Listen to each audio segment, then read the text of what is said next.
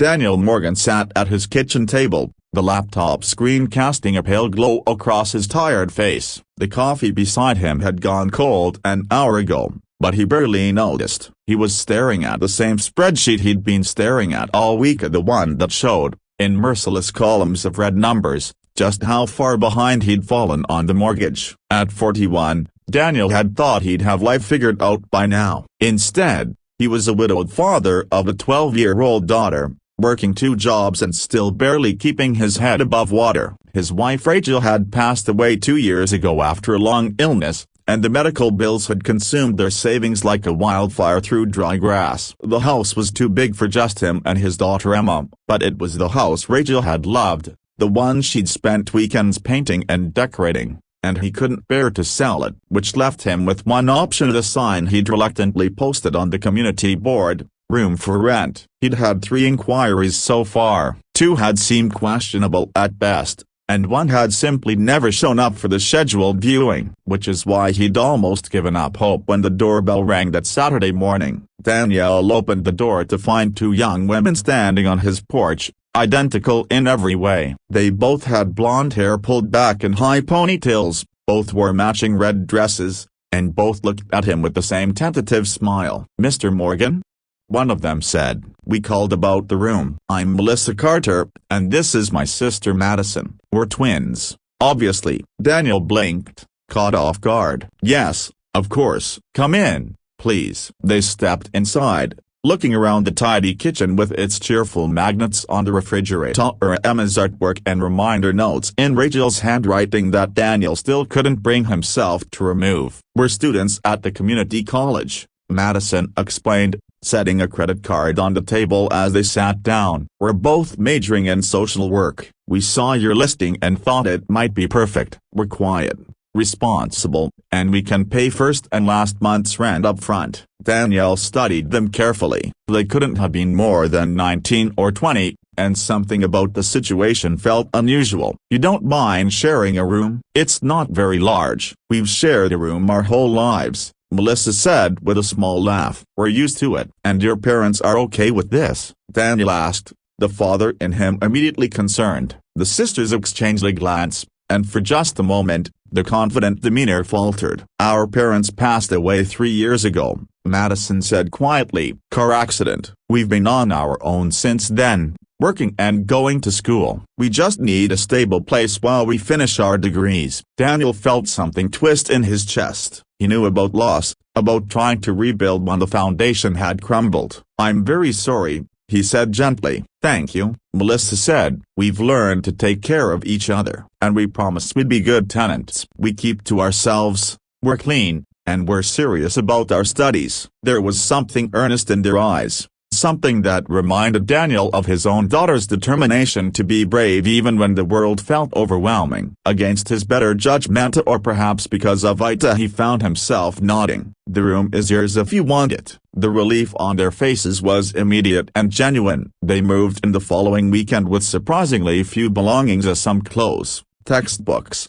and a framed photograph Daniel glimpsed of 2 adults he assumed were their parents. The first few weeks were interesting. Emma had been skeptical about having strangers in the house, but the twins won her over quickly. They helped her with homework, taught her to braid her hair in elaborate styles, and treated her with a gentle kindness that made Daniel's throat tight. The twins were model tenants. They were quiet, paid their rent on time, kept their space immaculate, and often cooked meals large enough to share with Daniel and Emma. Madison had a talent for lasagna that rivaled Rachel's old recipe, and Melissa made chocolate chip cookies that Emma declared were almost as good as Mom's. But there was something else Daniel noticed. Despite being students at a community college, the twins had unusual resources. The laptop they used was top of the line. Their few possessions were high quality. And occasionally, he'd catch them on phone calls where they'd quickly switch topics when someone entered the room. One evening, about a month after they'd moved in,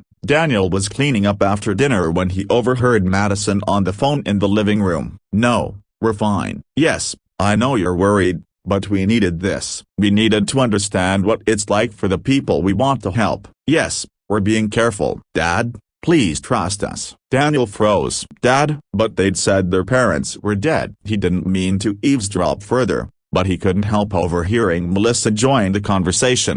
"We're learning so much. It's not the same studying social work in theory, living with the real family, seeing how people actually struggle and persevere. Tell Mom we're okay. We'll explain everything soon." Daniel retreated to the kitchen, his mind racing. They'd lied about their parents, but why? What were they really doing here? He should have been angry, should have confronted them immediately, but something held him back. They'd been nothing but kind to Emma. They'd been respectful and helpful, and he'd seen genuine emotion in their eyes when they talked about their studies, about wanting to help people.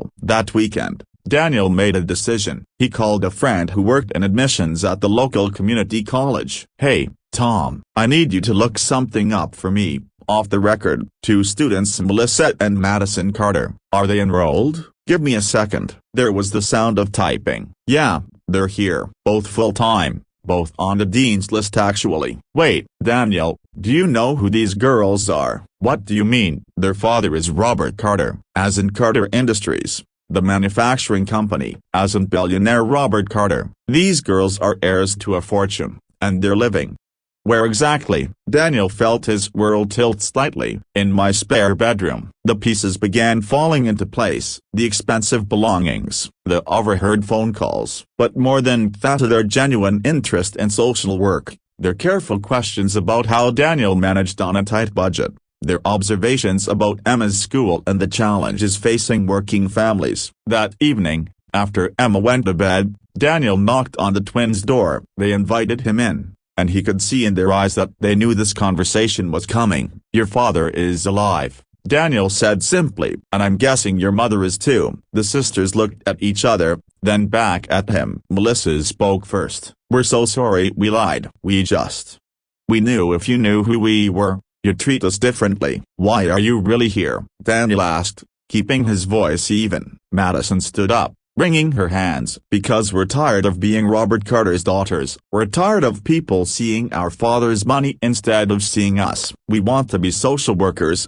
to actually help people, but Dad keeps saying we don't understand the real world. So we decided to see it for ourselves." "We didn't mean to deceive you," Melissa added, "but this is the first time in our lives people have treated us like normal people. You and Emma, you welcomed us into your home because you needed help with rent, and we needed a place to stay. It was honest and real, and we've learned more in the past month than in years of classes." Danielle sat down heavily on the edge of their bed. "Your parents must be worried sick." "They know where we are," Madison assured him. "We call them every day. They're not happy about it, but they agreed to let us do this for 1 semester, to prove we're serious about this field, about understanding the people we want to help." "And have you?" Danielle asked. "Learned what you wanted to learn?" The twins were quiet for a moment. Then Melissa said softly, "We've learned that people like you are heroes. You work 2 jobs, you're raising a daughter alone,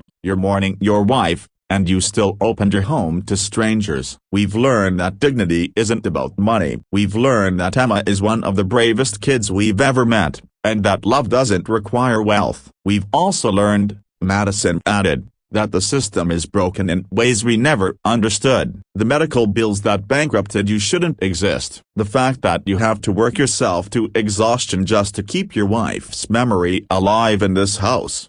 It's not right." Daniel felt tears prick his eyes. "You could have learned all this from textbooks." "No," Melissa said firmly. "We couldn't. Books tell you about poverty and struggle. Living with you and Emma has shown us what those words really mean, and it's shown us what we're fighting for when we finish our degrees." They sat in silence for a long moment. Finally, Daniel said, "I should ask you to leave. You lied about who you were." "We understand," Madison said, her voice small. "But I'm not going to," Daniel continued, "because you were right. If I'd known who you were, I would have treated you differently. And you've been good for Emma. Good for both of us. Actually, this house has felt more like a home in the past month than it has in 2 years." The relief on their faces was palpable. "Thank you," they said in unison. "But no more lies," Daniel said. "And your rent is the same as everyone else's. I don't care who your father is. We wouldn't have it any other way," Melissa promised. The semester continued,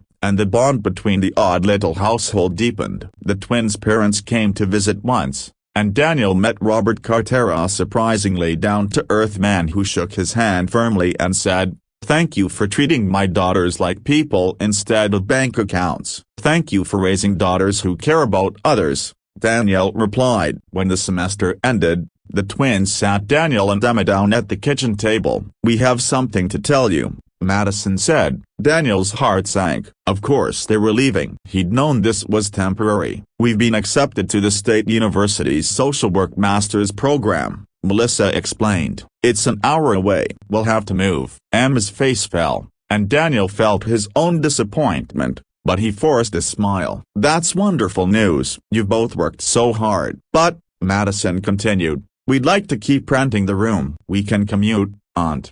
"Well, this is home now, if you'll have us." "Are you sure?" Daniel asked. "You could afford a place closer to campus." "We don't want a place closer to campus," Melissa interrupted. "We want to be here, with you and Emma." "If that's okay." Emma leapt up and hugged them both, and Daniel had to wipe his eyes. Over the following years, the twins finished their master's degrees while living in Daniel's spare room. They helped Emma through middle school and into high school. They were there when Daniel finally felt ready to take down some of Rachel's notes and begin letting go of his grief. They were there for holidays and birthdays and ordinary Tuesday evenings. When they finally graduated, they didn't move to some prestigious social services agency. Instead, they used their trust funds to open a community center in their neighborhood, providing resources for struggling families, tutoring for kids, and support groups for people navigating loss. At the opening ceremony, Madison gave a speech. "This center exists because of a man who rented a room to two strange girls when he desperately needed the money, who treated us with kindness and dignity even after he discovered we'd lied about who we were, who showed us that the measure of a person isn't their bank account but their capacity for compassion." Danielle stood in the crowd next to Emma,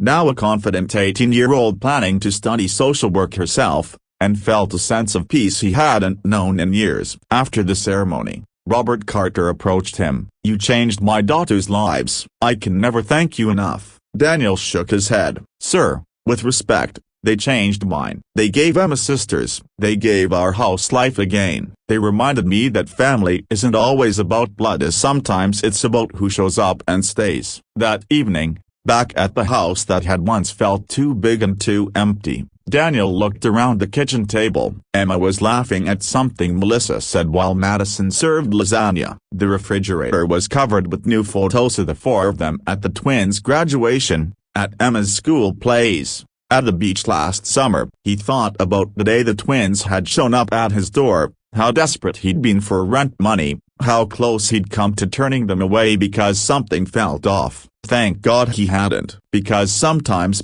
the strangers who knock on our door turn out to be exactly the family we needed. And sometimes, opening our home even when we're afraid, even when we're struggling, even when we're not sure we have anything left to give, turns out to be the thing that saves us. The twins had come to his home to learn about the real world. Instead, they'd taught him that the real world is made beautiful not by what we own, but by who we choose to love. And that was worth more than any rent money could ever be.